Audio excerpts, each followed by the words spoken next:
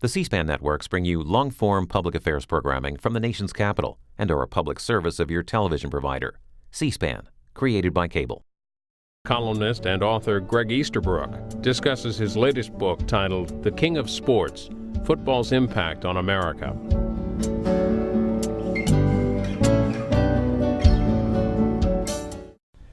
Gregg Easterbook, why did you decide to name your latest book The King of Sports? Well, the book is about football, the good and bad of football. It has both. But it's the king of sports. It's the most important, most popular, most exciting game in the most important country in the world. America's game used to be baseball, and baseball is still a very entertaining sport, but football now is the king of sports. What gave you the idea to do this book, and what connection does it have with politics and Washington and government? Well, I have a kind of a quirky paid hobby. For 15 years I've written a weekly football column for ESPN mainly, although I've also written it for the NFL. And publishers have asked me to write a book about football, and I was flattered, but I thought, what could I add? There have been plenty of good books about coaches and teams and players. I gave it some thought, and I realized a book that had not been written was a book assessing the role of football in American society. The good with young boys, teaching them how to be men. There's a lot of positives, the public enthusiasm that football causes, and a lot of negatives, corrupting effect on education, public subsidies, and so on. So I wanted to weigh the two and try to seek an answer to the question of, is football fundamentally good or bad for us, and secondarily, how should it be reformed, which is actually what the book became about.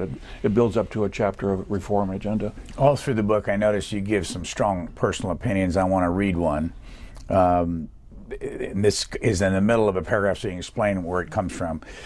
Today, most politicians are oleaginous hacks who lack convictions about anything beyond power and campaign donations for themselves. Business executives seem greedy and even antisocial, eager to destroy jobs in return for a larger bonus. Intellectuals have become contemptuous of average people, while no part of society is losing standing faster than faith institutions. What brought all that on in one paragraph there? Well, and congratulations for being able to pronounce oleaginous. You're in a small minority knowing that word. That's in a section of I have a chapter where I ask whether football's become a cult. And you see some evidence of this I presented in the book. And I'm talking about coaches there. Coaches have become revered figures in American life, and in some cases justifiably. For instance, if all men were like Tony Dungy, the world would be a better place. But I think coaches have become substitute father figures for a lot of American society. We don't believe in politicians anymore. Businessmen, clergy, intellectuals, etc. You read the objections, but coaches still seem like people who practice tough love. They seem like a good father would be, and I think that has a lot to do with their high standing in society. You start out in your book talking about a coach that you seem to like a lot. Who was that? Frank Beamer of Virginia Tech. I knew, as I started to develop this book, I knew that portions that would be very critical of football, which they are. So I wanted to give a constructive example too and show that it could be done in an ethical manner. So I spent the 2011 football season with the Virginia Tech program. I was in the locker room, I traveled with them and so on. And the point is not to recount the season, the book does not do that, but to explain how it is that Frank Beamer has been able to have 20 consecutive winning seasons and yet graduate 77% of his players. If all of big college programs graduated 77% of their players, college football would not be notorious. We got interested in this book for the connection to the taxpayer, and I want to show you some video from 2006. It's an economics professor, Roger Knoll from Stanford, and get you to explain what he's talking about. Okay. In order for it to be an antitrust violation for the NFL to negotiate as a league for broadcasting rights, one has to prove that televised football games are a separate relevant market. Every time that issue has been litigated, it has been determined to be a separate relevant market. And in that case, then without the antitrust exemption, not only the NFL, but Major League Baseball and the NBA all would be in violation of the antitrust laws if they sold their broadcasting rights nationally as a league-wide consortium. That's one part of the discussion about antitrust laws. First of all, what is an antitrust law?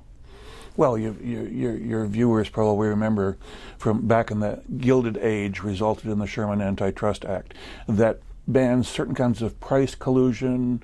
It bans businesses from forming unified fronts, especially if involved in interstate commerce. Sports leagues clearly do that, and they do it legally. Major League Baseball got an antitrust exemption from the Supreme Court in 1922. Congress doesn't directly control that, although could alter the underlying statute.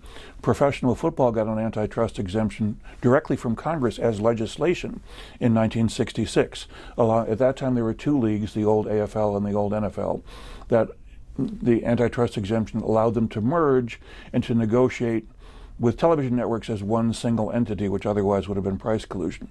So one reason the NFL is so successful and so popular is it's exempt from antitrust law. Imagine what Apple would pay to be exempt from antitrust law.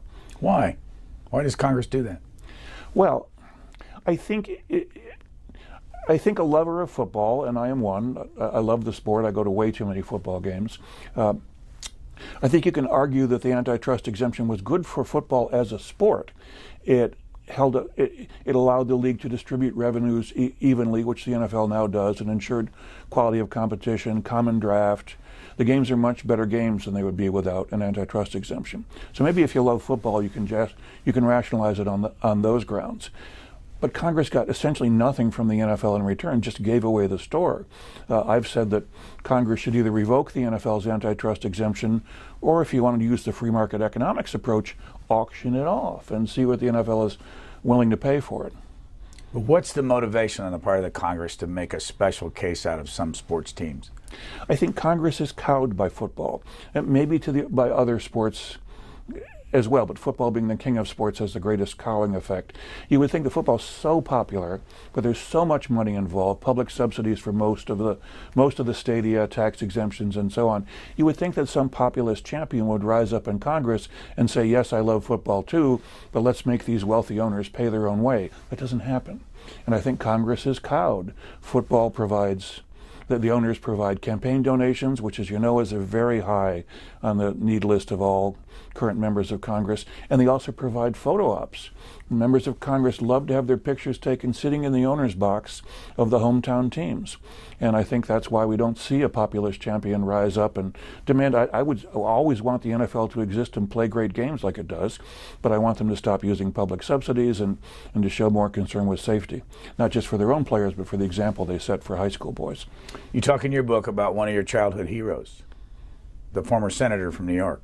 Charles Goodell, yes. The father of Roger Goodell, the current NFL commissioner.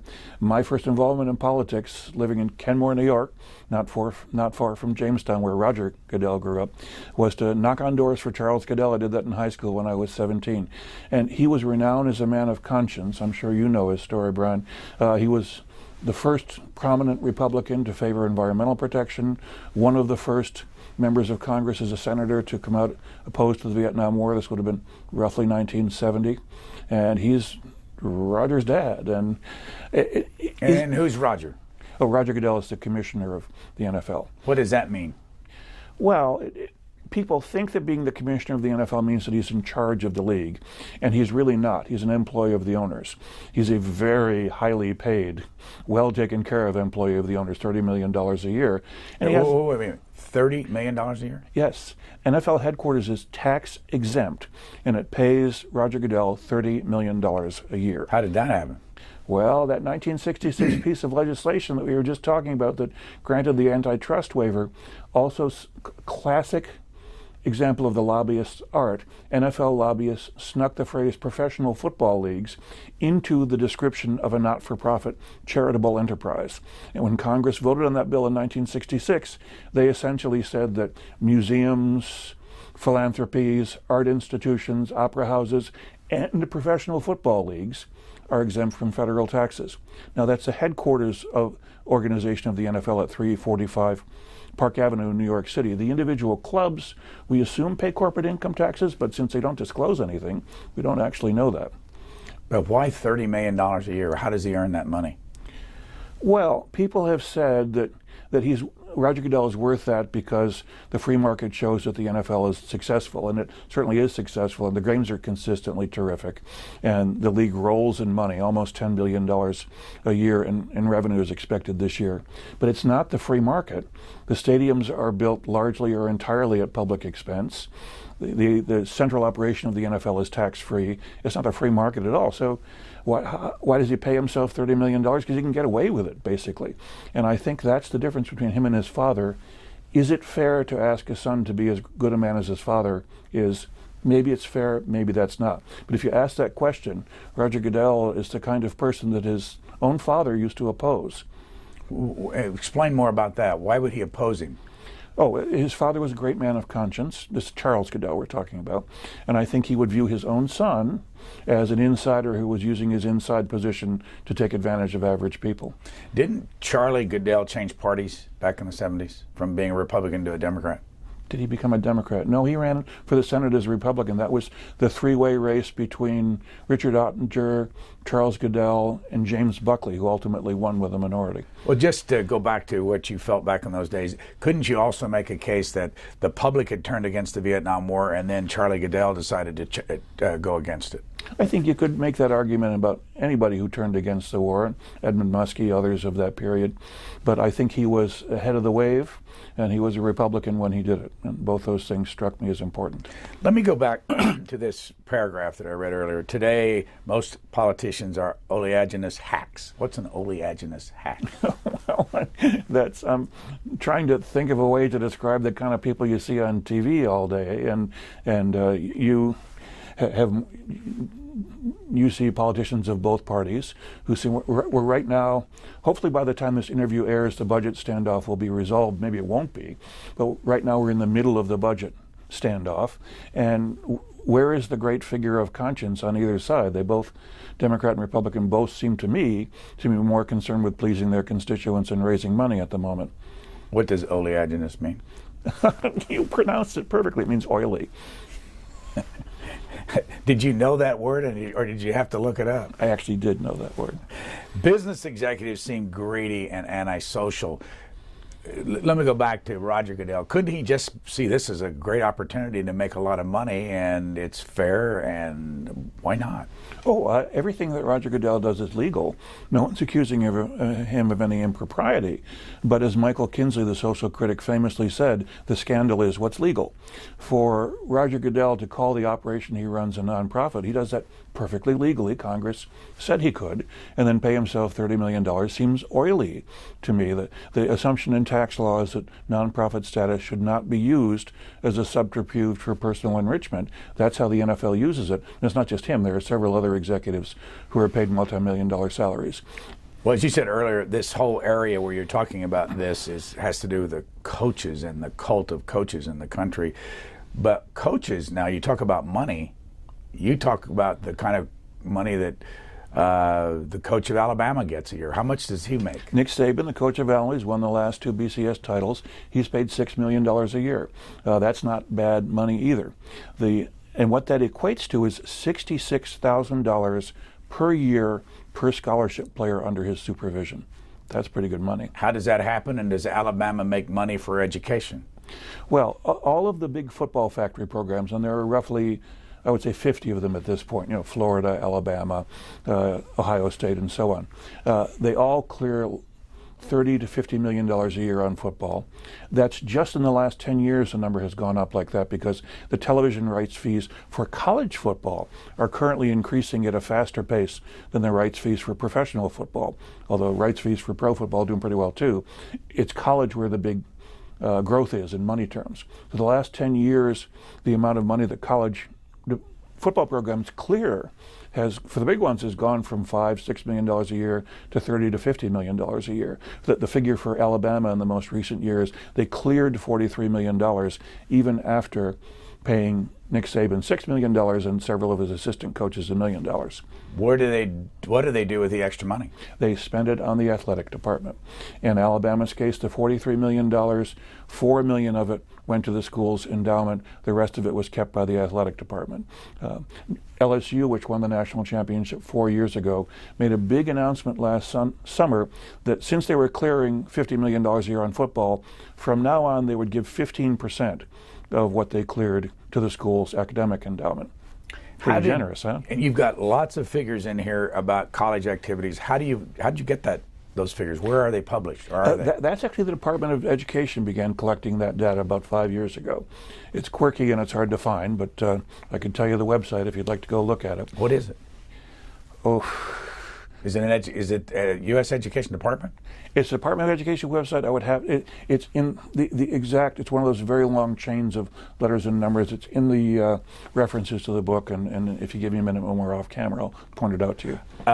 Go back though to college football. What's wrong with any of this? And what kind of what's the law say that they can do in college sports? Well, when you talk about college sports, I don't think anything at all is wrong with college sports rolling in money. I think that's fine with me. A lot of parents and students would object to the fact that many schools charge athletic fees to their regular students, even though their football programs are rolling in money. We're a few miles from the College Park campus right here of the University of Maryland. If you're an undergraduate student at the University of Maryland, you pay $398 per year for an athletic fee, and it all goes to the football program, even though the football program rolls in money.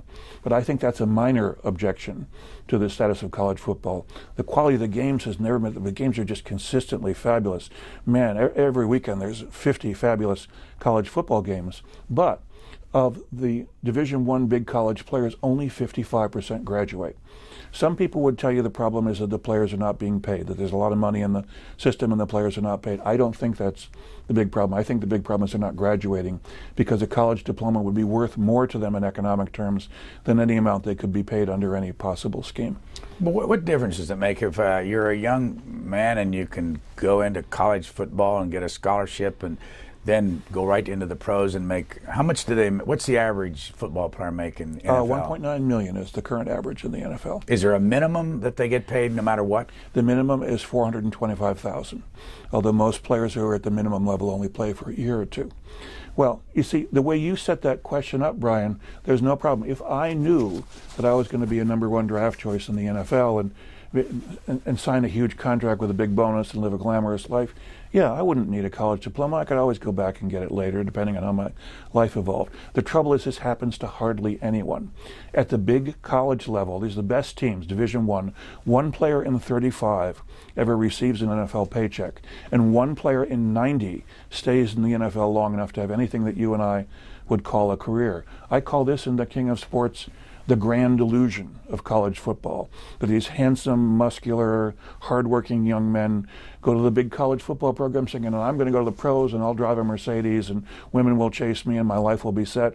And if they don't graduate from college, except for a handful, none of those things will ever happen. How many of them would have ever gotten in college in the first place if they weren't athletes?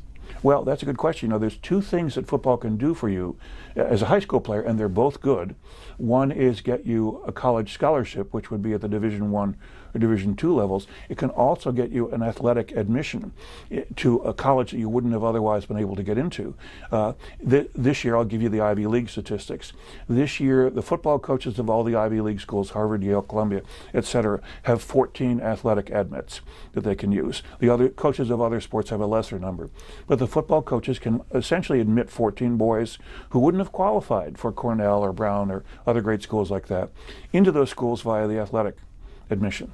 So you can either get a scholarship or an athletic admission. The smart kids use the athletic admission, and instead of going to a big football factory school, they go to Yale and they get in and they graduate and they put their lives on a solid footing. But if you use football or any high school sport to get yourself a college scholarship or an athletic admission, you've done the smart thing as long as you go on and graduate. Could I then, if I had only 800 points out of 2,400 on my SAT, and the Yale coach wanted me there to play football. Could I go? Not with 800. No, you're not going to let you in there.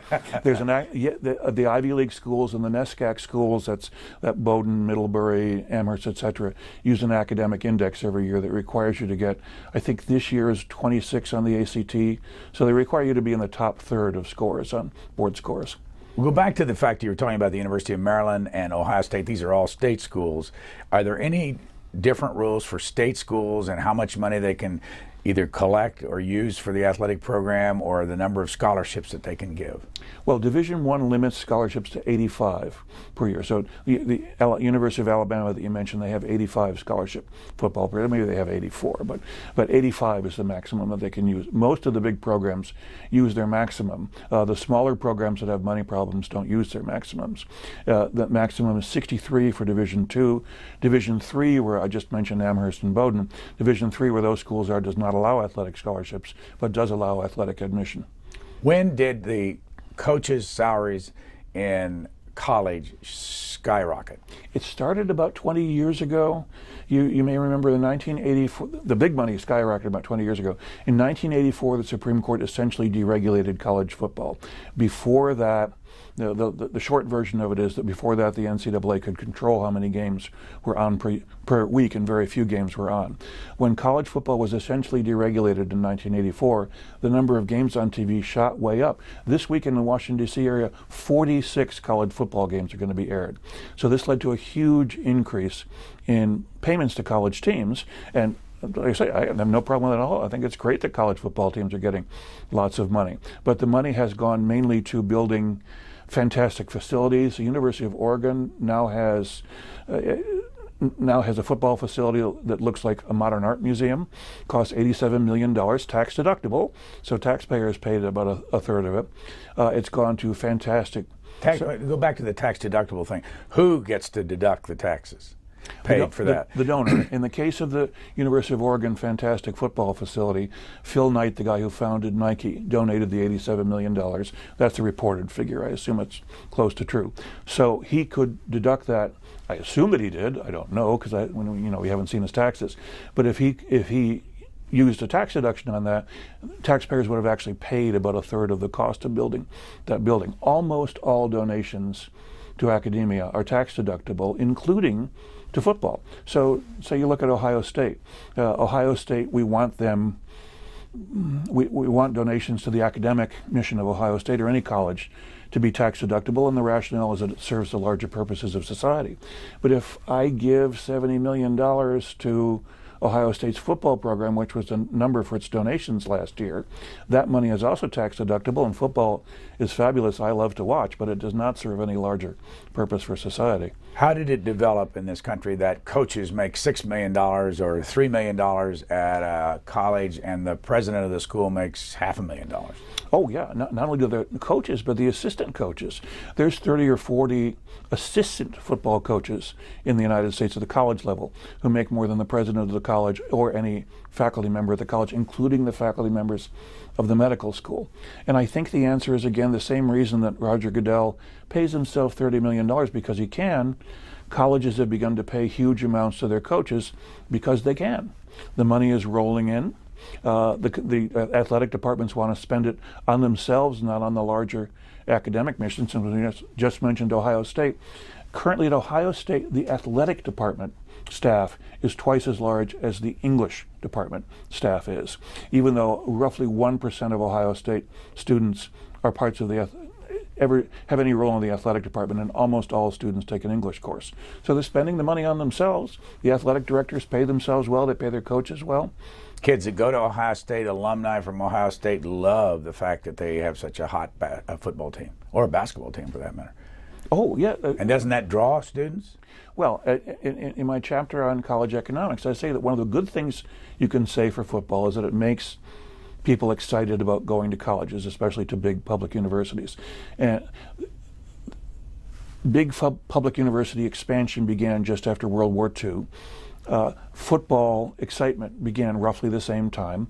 Before World War II, the Ivy League, University of Chicago, those were the football powers. After World War II and the GI Bill, when the big expansion of public universities began, the power in college football shifted to big public schools, and that's good. People should be excited about going to university. One reason why the United States has more college graduates per capita than any nation, including the Western European nations, is that we've got really exciting college campuses because we have big deal football and basketball and volleyball and other sports. But young people, especially young men, want to go to college in the United States because it's exciting to be in college. For the moment, we'll go off of college to National Football League, and I want to show you some 1999 video of the late Senator Arlen Specter on the floor of the Senate. I have sought recognition today to introduce the Stadium Financing and Franchise Relocation Act of 1999. This legislation would require that the National Football League and Major League Baseball act to provide financing for 50% of new stadium construction costs, and that the National Football League be given a limited antitrust exemption to regulate franchise moves. This legislation is necessary because baseball and football have for too long had a public be damned attitude, and at the present time Major League Sports is out of control on franchise moves for football teams and demands upon cities and states for exorbitant construction costs, which is a form of legalized extortion. He comes from Philadelphia, big sports town. What would be his motivation, and what kind of success did he have with that piece of legislation? Well, Senator Specter, who you know passed away 2 years ago, and I knew him a little bit. He was the closest thing to a populist champion who was critical of professional sports subsidies. You just heard him say that he wanted the NFL to pay 50% of the cost of its stadiums. The figure is currently that the public has paid 70% of the cost of building and operating NFL stadia. So give us an example of a stadium that was built with taxpayer money. Oh, the Lucas Oil Field in Indianapolis, where the Super Bowl was a year and a half ago. Fantastic game, Giants versus Patriots, a game that ended on that crazy play where the New York Giants player tried to actually stop himself from scoring a touchdown in order to make the clock run out. I was at that game. It was a wonderful game, and the taxpayers of Indiana paid the entire cost of that stadium.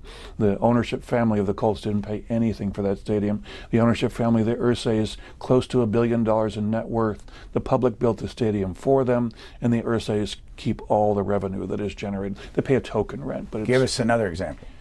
Paul Allen, one of the richest people in the history of the world, the former Microsoft executive, owns the Seattle Seahawks, which are a fabulous team right now. Boy, the Seahawks are playing well. The stadium that they play in, which is a beautiful field, it opens onto the scene of the Emerald City. It's a gorgeous place to watch a football game. Taxpayers of Washington State paid for that stadium. Paul Allen, net worth of north of $15 billion. And yet the public paid for the stadium, and Paul Allen keeps almost all the revenues generated by it. He pays a token rent. In that case, it's about $1 million a year.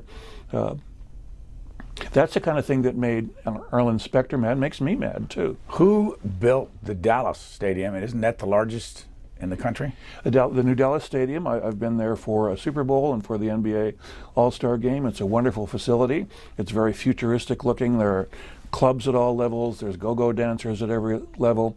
Jerry Jones paid most of the cost, but on the other hand, his facility operates tax-free. He doesn't pay any property taxes. Why not? Because he got a special deal from the Texas state legislature. If you're any other kind of business, if C-SPAN built a building there, you'd have to pay property taxes. Jerry Jones doesn't pay any property taxes, and based on other for my book, I researched other comparable businesses in the same county. He should be paying $6 to $8 million a year in property taxes. He didn't pay anything. Here's a clip from 1996 with Senator John McCain talking about another aspect of taxpayer money. FEMA spent $5,687,002 to repair the Anaheim Stadium scoreboard.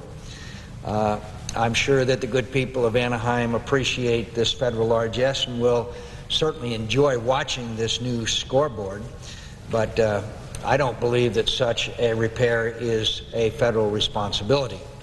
The Anaheim Stadium is an entity that charges admission, I would assume it strives to make a profit, yet I've heard of no one offering to pay back the federal government for its investment in the scoreboard.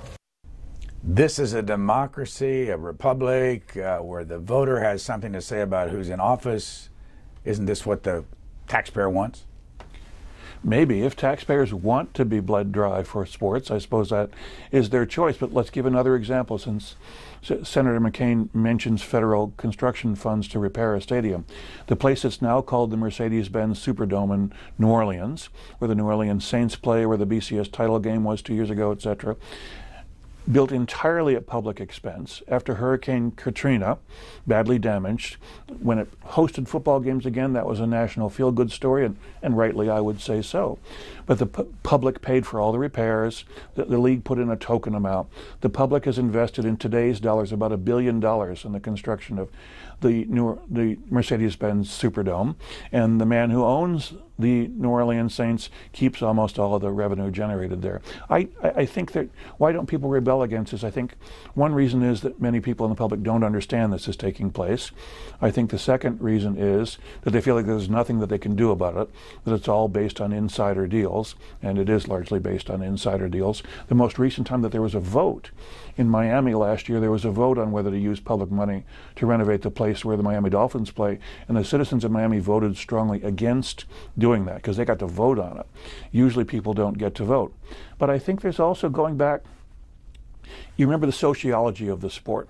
50 years ago, when the antitrust waiver was first granted, at that time there was a paltry amount of money in all professional sports compared to today, even if you adjust to current dollars, the amount of money in professional sports, which is not like what it was today.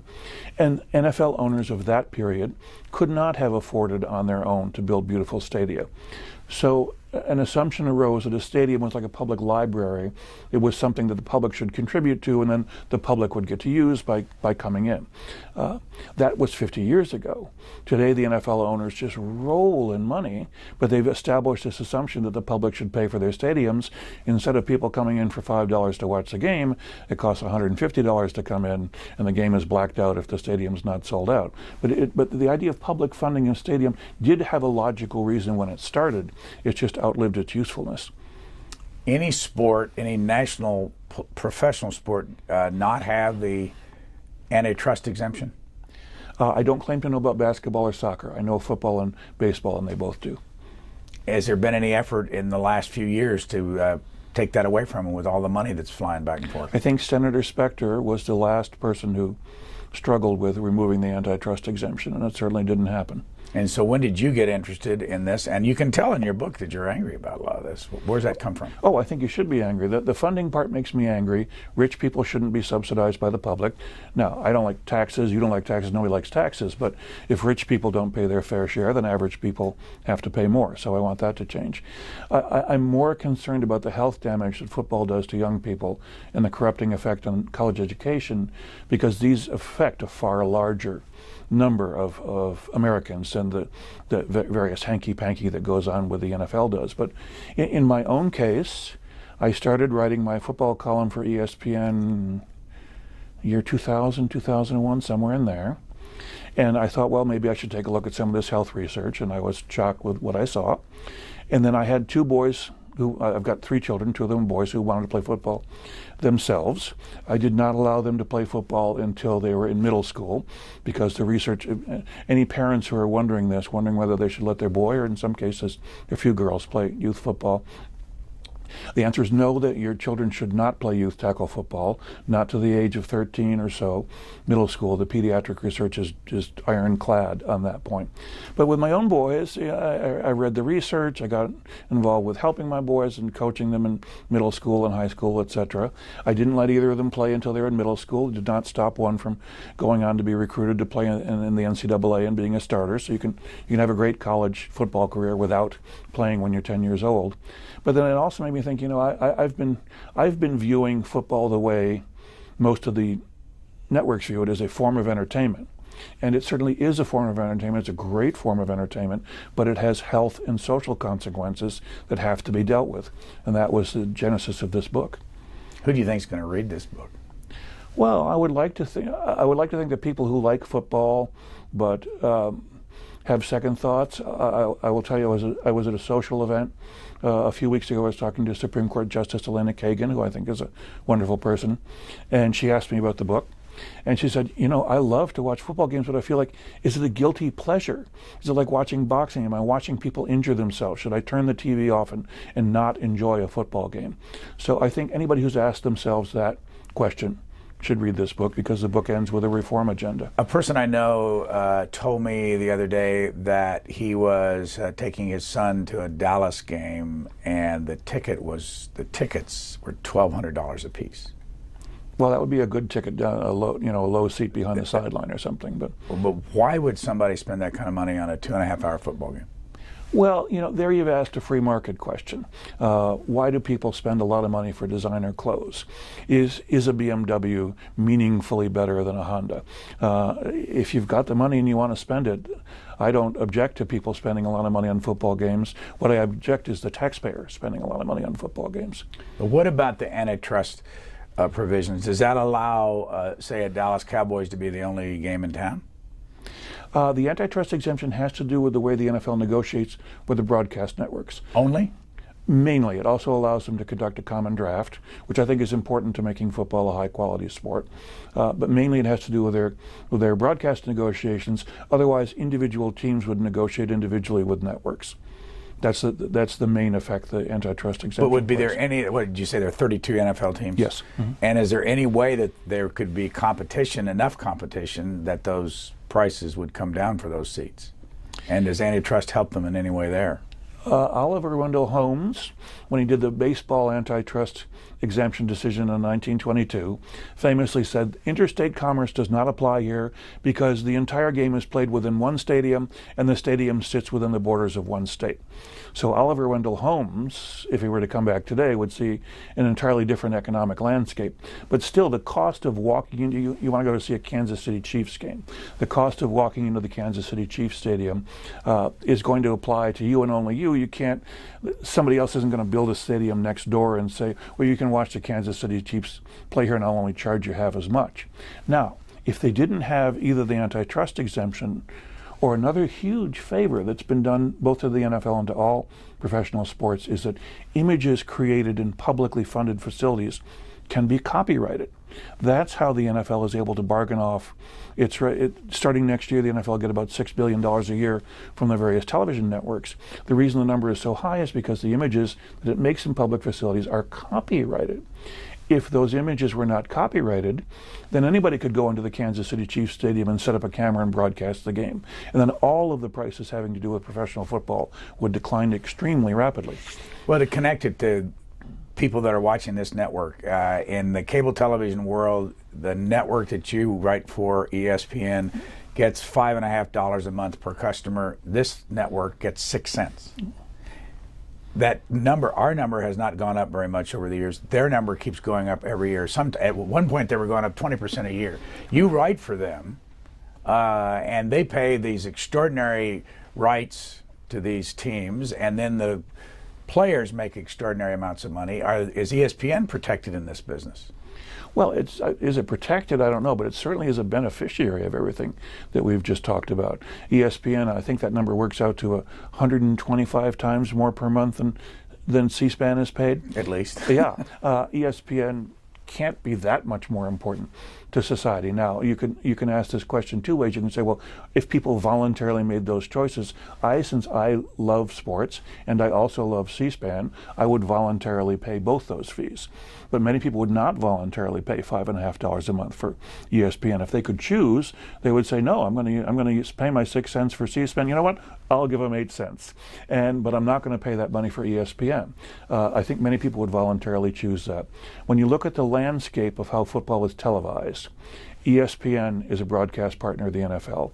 CBS, Fox, NBC, they're all broadcast partners. ABC is not, but ABC and ESPN have common ownership. So essentially, all the big broadcast networks are broadcast partners of the NFL, and by the strangest and most amazing coincidence, none of them report very much on the things that we're discussing today. Why not? Because it's bad for business. Can you write about it? Yes, I have written, including on ESPN.com, about the economic flaws in the system of the structure of professional sports, and this book, King of Sports, is full of discussion of the things that are wrong with the economic structure and the things that are wrong with not just ESPN, but CBS, NBC, etc. All the networks that broadcast football, I think, share common faults, and I write about them and talk about them all the time. But I'm an intellectual. The thing that goes out to prime time on Monday Night Football or Sunday Night Football on NBC, you don't hear a lot about concussions and public subsidies on those shows, do you? Here's Sally Jenkins, who writes for the Washington Post in a column talking about this same issue. The bond issue that taxpayers passed to help finance these stadiums, it means there's money not going to be spent on something else. It also means bigger deficits. You know, deficits are killing states. Why should New Jersey be strapped with a $110 million debt on a stadium that no longer exists when they are laying off cops and firefighters and public schools don't have supplies for kids? These are questions we probably ought to be asking a little more frequently when we talk about spending public money for this great cultural celebration we call football. That was in 2011. What's the story behind New Jersey taxpayers paying $110 million a year for a stadium that doesn't exist? For the stadium that was torn down to build the current MetLife Stadium, yes. Sally Jenkins raises a great point. Many stadiums are funded, to the extent that they're privately funded, they are funded with tax-free bonds. You mentioned Cowboy Stadium in Arlington, Texas a moment ago. On paper, Jerry Jones raised not all but most of the money to build that stadium, but he raised it using tax-free bonds.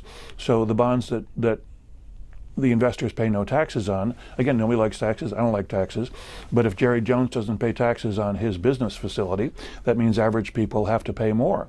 In the case of New Jersey, stadium authorities, most, not all, but most NFL stadiums have been, the mechanism of their creation is the creation of a thing that's called a stadium authority or a sports exhibition authority that's run either by a county council or by a state legislature. Those are the organizations that actually raise money. In the case of New Jersey, the old stadium that was torn down to build MetLife 3 years ago, which is a very nice stadium, by the way, that was used as a cookie jar by a generation of corrupt New Jersey politicians. Year in, year out, the amount of indebtedness for the old stadium increased rather than declined. And the taxpayers of New Jersey, I don't know if 110 million is the current figure, maybe that was the 2011 figure, but the taxpayers of New Jersey still owe money on the stadium that no longer exists, and they may owe the stadium that now exists far into the future as well. Where is there a stadium in the United States that was not paid for in any way by taxpayers? The Judith Grant Long of Harvard is the key researcher on this subject, and she says that if you take into account both construction costs and operating subsidies, power, water, etc., construction of parking lots, freeway ramps, public transit, etc., that the only two stadiums in the country where the owners actually paid more than 3/4 are MetLife, the one in New Jersey, which is shared by the Jets and Giants, and Gillette Field in Foxborough, where the New England Patriots played. They're the only two that you could say that the owners were fair with the public in the construction of their facilities. And do you have any idea why they were fair with the public? Under your, those are your words. In the case of the Patriots, Robert Kraft, I think he's one of the best businessmen in the league, and he's a guy with, yes, he's a real sharp businessman, and he loves the dollar sign, but he's also a guy who's always had a public spirit. He gave $100 million to Columbia a few years ago, for example. That's his alma mater. I think he felt it wouldn't be right for the public to pay for his stadium. And in the case of the two owners, the two families that own the Jets and the Giants, they had heard very loudly from the legislatures of New Jersey and New York that they weren't going to be taken advantage of again. So now in the case of those three sets of ownerships, they might argue, we're actually better off owning all or most of our stadium. That gives us more control, etc. But in the case of Robert Kraft, I think it was just public spiritedness. And in the case of the Jets and Giants, it's because they didn't have any choice. How would you describe in your politics at this stage in your life? My politics? Yeah. I'm a centrist Democrat. I always have been. I want to show you a clip. I don't think you've ever seen this. This was actually just last year in 2012, but I want you to explain this to the public. He wrote the foreword because if there is one other name, one other judicial name associated with the two principal theories of this book, textualism and originalism, it is Frank Easterbrook. He is, you know, and if I had to pick somebody to replace me on the Supreme Court, it would be Frank. He and I tend to see things the same because we're both applying the same principles of textualism and originalism. Frank Easterbook, 7th Circuit Judge, Chicago, Illinois, your brother. Chief Judge of the 7th Circuit. Your brother. Now, how does that happen in a family that you could, I assume you are very different in your thinking? Not so much. Politically, it might be a little bit different. I'm very proud of my older brother. I'm also proud of my younger brother, who's a teacher at TCU in Fort Worth. Frank is, I would say, more a libertarian than a conservative, and libertarianism has a lot of appeal to me, to anybody who thinks about it. I would probably be to the left of him on some issues, but mainly what I admire about Frank is that he's incredibly logical. He not only knows the legal profession and legal precedent backward and forward, but he uses detached logic to arrive at the answers to questions. And having read Thoreau and Emerson when I was a child, I think detached logic is the best way to address questions too. Now, he's a nominee of President Reagan, so he comes from that era, and he was a good friend of Robert Bork. In fact, Frank just gave a wonderful memorial speech for Robert Bork a couple of months ago. Our youngest brother Neil, the TCU professor, teaches English literature, and he's way to the left of me. So you can imagine what our family conversations are like. What were your parents like? What was their politics? I would say my mother, who died when I was young, was a public school teacher, very intelligent, very high IQ, very left-wing. Had she been born in a different era, she would have been a member of Congress or a college president or something. My father was sort of a self-made man, born on a farm in Ontario during the Depression, became a dentist, put himself through dental school, and I would say that he had middle-of-the-road politics. And where'd you grow up? Buffalo, New York. Where'd you go to college? Colorado College in beautiful Colorado Springs. How did that happen? I put myself through college, and not true anymore, but at that time Colorado College was a private liberal arts school that charged significantly less than the schools of the Northeast did. But where did you get interested in writing? And I assume that's been most of your career. Yes, I've spent almost all of my adulthood as a writer, and I'm still at the age of 60 trying to make myself just a book writer. That would be my goal. I do other things as well. Childhood ambition, it was always what I wanted to do. Here you are, by the way, in 1992 on this network. Oh boy. The piece is on global warming, and to summarize it as quickly as possible, I'd say that the science of global warming is very shaky. It's something that may happen someday, but there's no serious reason to believe that it's happening already. Artificial global warming, that is. Obviously, we have a natural greenhouse effect that warms the planet. Nobody disputes that. At any rate, the short version of the article, the science is shaky. Artificial greenhouse may happen someday. Most evolving research continues to suggest it will be less fearsome than was earlier predicted. But even given those things, what you would do to stave off the greenhouse effect, which is energy efficiency, is in society's interest whether the thermostat's going up, down, or sideways. The case for energy efficiency is very sound. Over 20 years ago, the magazine you were working for, Newsweek, no longer exists. You've changed some since then. Brian, that handsome, slender guy no longer exists either. But what happened to your thinking about global warming? Well, I've followed that subject closely. In 1995, I published a book about environmental issues, A Moment on the Earth, which did pretty well. And if you go back and read it, I think it holds up pretty well with the passage of time. In the year 2005, I switched sides on global warming because at that time the National Academy of Sciences jointly issued a statement with the science academies of most of the Western world saying that the National Academy had become convinced that artificially triggered global warming was occurring. That 1992, that quote you have from me at that time, if you had read the National Academy of Sciences statements, they would have issued the same degree of skepticism that I did. Now, I don't claim to know more about science than the National Academy of Sciences. So when they switched sides, I switched sides. I did a series of op-ed pieces in big newspapers saying that I've switched sides, and I'm now convinced that artificial global warming is occurring, but also would agree with the 1992 version of myself in saying that doesn't seem to be the calamity that was predicted. Don't think it'll be the calamity that's been predicted. It's just a real problem that we have to deal with. Let's go back to football, and here is your early hero's son, Roger Goodell, testifying in 2009. We want to make sure our game is safe, and we're doing everything we possibly can for our players now.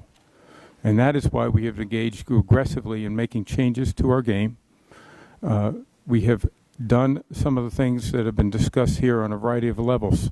Let's start with the fact that we have made significant rule changes to our game.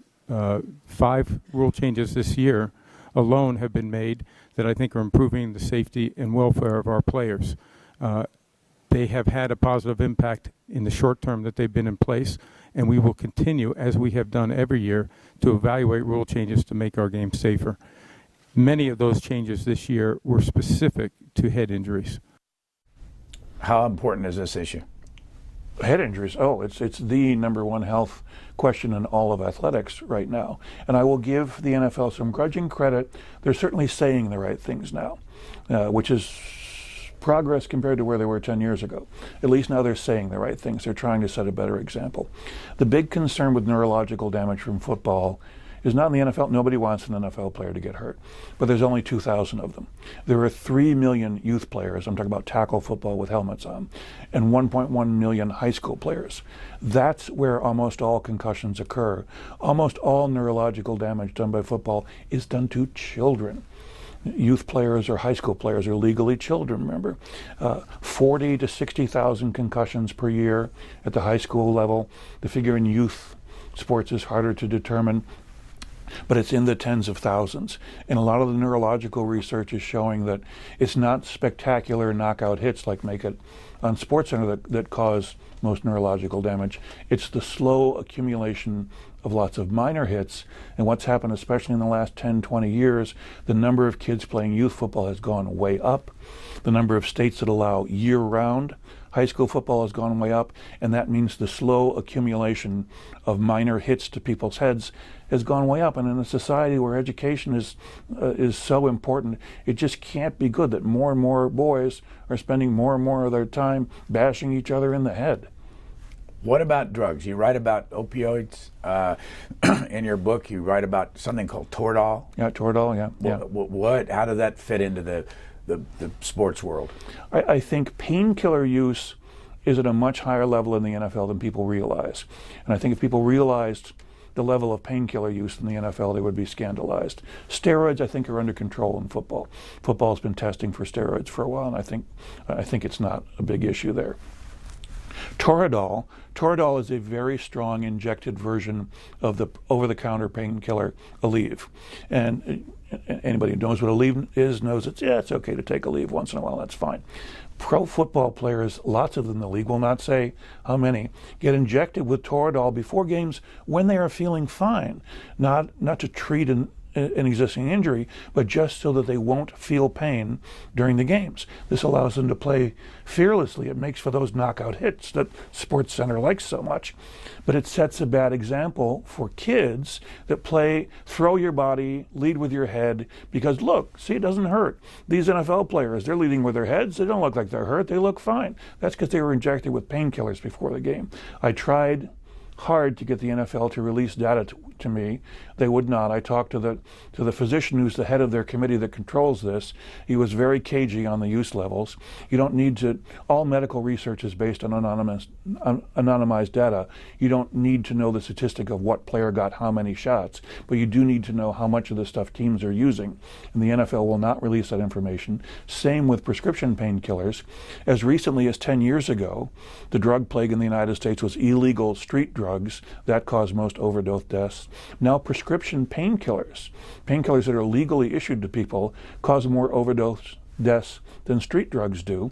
And every locker room in the NFL, it basically has a small pharmacy in it where guys are popping opioids, which is Vicodin, OxyContin, and so on. In that case, they're popping them because they hurt, but they're popping them.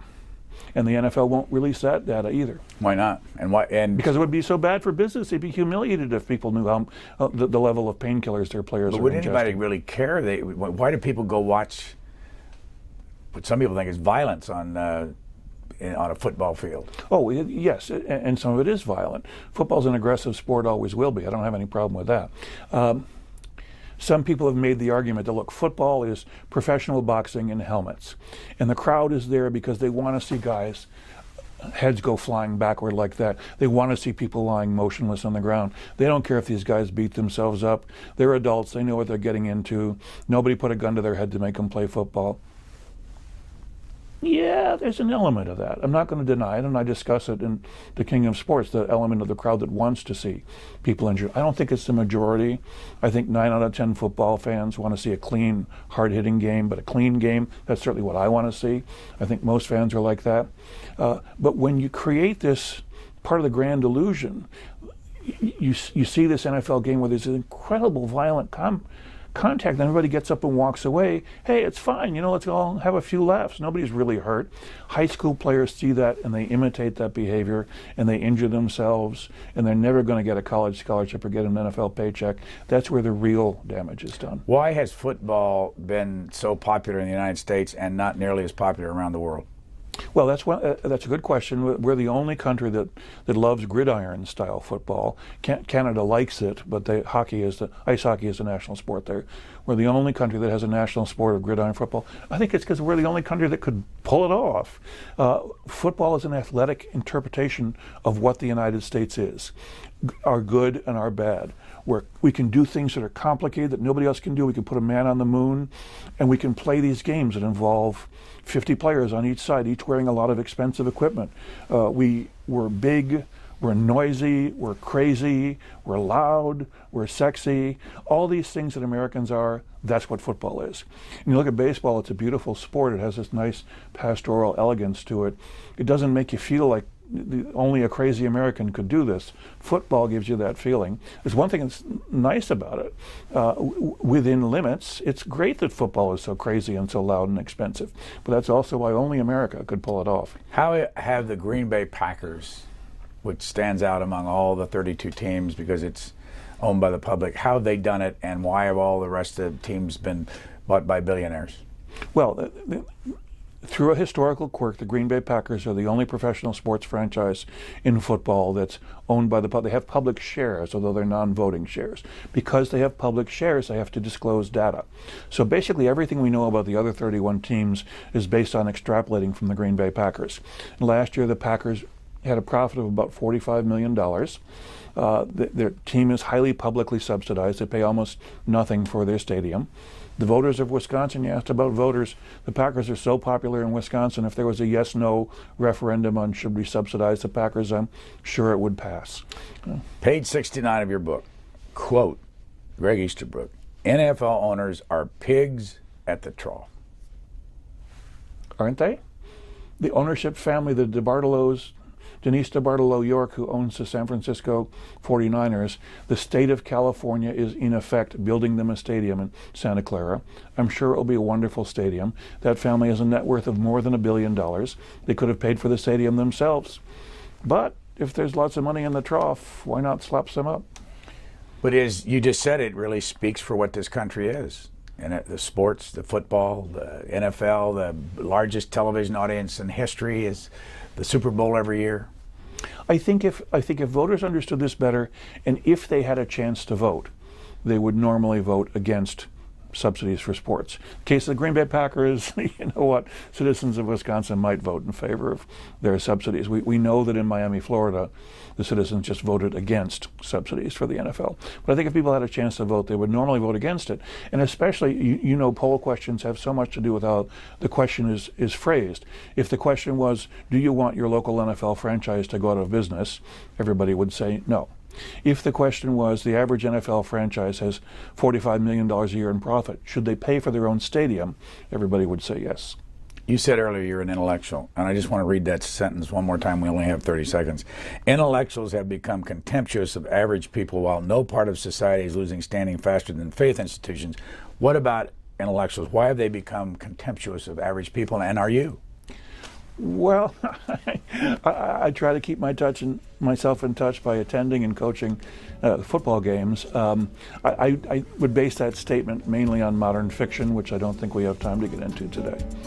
So we're done. Gregg Easterbook. The book is called The King of Sports, Football's Impact on America. Thank you very much for joining us. Thank you, Brian.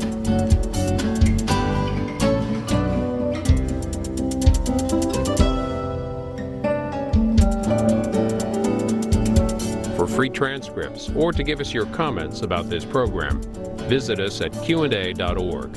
Q&A programs are also available as C-SPAN podcasts.